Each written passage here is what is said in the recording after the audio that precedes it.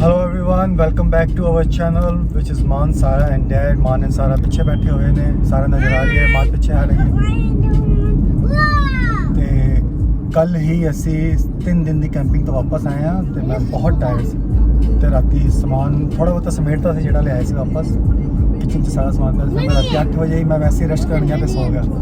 ਬੱਚੇ ਨੂੰ ਮੈਂ ਫੂਡ ਖਵਾਤਾ ਸੀ ਤੇ ਫਿਰ ਸਵੇਰੇ ਉੱਠਿਆ ਮੈਂ 7 ਵਜੇ ਤੇ ਥੋੜਾ ਫੀਲਿੰਗ ਬੈਟਰ। ਪਤਾ ਨਹੀਂ ਕੈਂਪਿੰਗ ਦੇ ਅੰਦਰ ਇੰਨੀ ਟਾਇਰਡਨੈਸ ਨਹੀਂ ਹੋਈ, ਥੋੜਾ ਜਿਹਾ ਸੀ ਪਰ ਆ ਕੇ ਜ਼ਿਆਦਾ ਪਤਾ ਲੱਗਿਆ।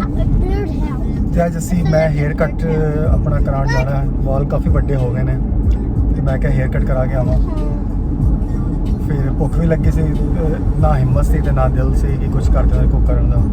ਤੇ ਬਸ ਹੁਣ ਕੁਝ ਖਾਵਾਂਗੇ ਤੇ ਫਿਰ ਹੇਅਰ ਕੱਟ ਕਰਾ ਕੇ ਯਾਰ this is all about today's vlog ਕਿ ਕੈਂਪਿੰਗ ਤੋਂ ਬਾਅਦ ਛੁੱਟੀਆਂ ਦੇ ਅੰਦਰ ਹੋਰ ਕੀ ਹੋ ਰਿਹਾ। ਪਹਿਲਾਂ 3 ਦਿਨ ਤੇ ਛੁੱਟੀ ਦੇ ਕੈਂਪਿੰਗ 'ਚ ਨਿਕਲ ਗਏ ਕਿਉਂਕਿ 27th ਤੋਂ ਸਾਡੀ ਕ੍ਰਿਸਮਸ ਹੌਲੀਡੇਜ਼ ਪਈਆਂ ਸੀ, ਸ਼ੁਰੂ ਹੋਈਆਂ ਸੀ 2 ਹਫ਼ਤੇ ਦੀਆਂ ਤੇ 3 ਦਿਨ ਚਲੇ ਗਏ ਕੈਂਪਿੰਗ 'ਚ। ਅੱਜ 4th ਡੇ ਹੈ।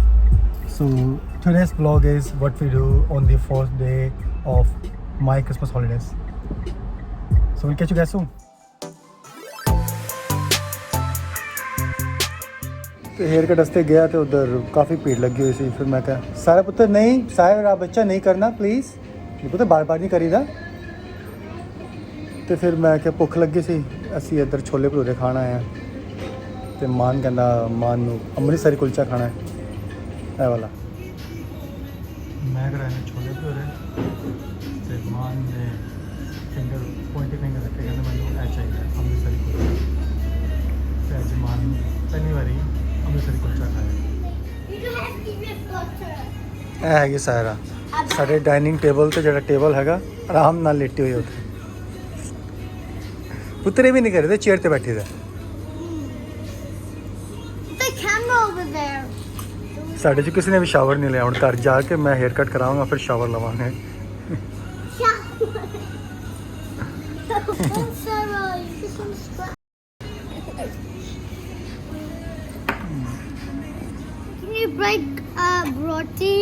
ਕਦਾ ਹੁੰਦਾ ਹੈ ਮਾਨ ਦੇ ਆ ਗਿਆ ਅੰਮ੍ਰਿਤਸਰ ਕੁਲਚਾ ਤੇ ਮੇਰੇ ਛੋਲੇ ਭਟੂਰੇ ਸਾਰੇ ਸਟਿਲ ਔਨ ਦ ਟੇਬਲ।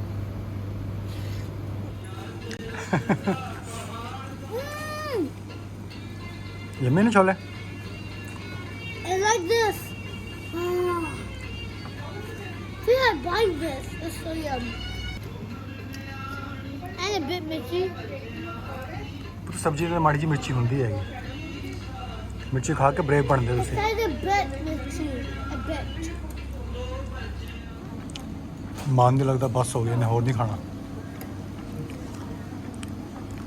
ਪਰ ਮੈਂ ਸਿਖਾ ਰਿਹਾ ਕਿਉਂਕਿ ਮੈਂ ਹਮੇਸ਼ਾ ਇਹ ਚੀਜ਼ ਸਿਖਾਇਆ ਕਿ ਫੂਡ ਵੇਸਟ ਨਹੀਂ ਕਰੀਦਾ। ਮੈਂ ਪੁਸ਼ ਕਰ ਰਿਹਾ ਕਿ ਫੂਡ ਆਪਣਾ ਫਿਨਿਸ਼ ਕਰ। ਥੋੜਾ ਸਾਰਿਆਂ ਨੂੰ ਵੀ ਕਹਿ ਰਿਹਾ ਹਾਂ ਕਿ ਨਾਲ ਹੈਲਪ ਕਰੇ ਤੇ ਅਗਰ ਬਚ ਕੇ ਤੇ ਮੈਂ ਖਾ ਕੇ ਜਾਵਾਂਗਾ। We never waste food. ਇਹ ਹੈਗਾ ਹੇਅਰ ਕੱਟ ਵਾਲੀ ਸ਼ੌਪ।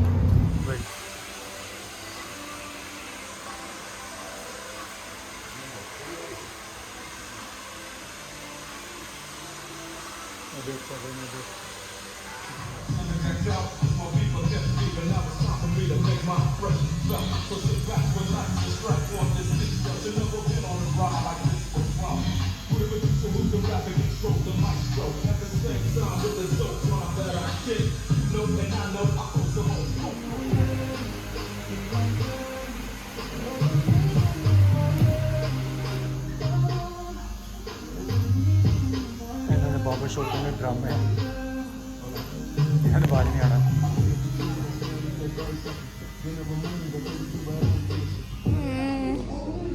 ਹੇਅਰ ਕੱਟ ਤੋਂ ਪਹਿਲਾਂ ਇਹ ਹੈਗਾ ਲੁੱਕ ਹੇਅਰ ਕੱਟ ਤੋਂ ਬਾਅਦ। ਸਾਰੇ ਮੈਂ ਪਾਪਾ ਹੇਅਰ ਕੱਟ ਵਧੀਆ ਲੱਗ ਰਿਹਾ।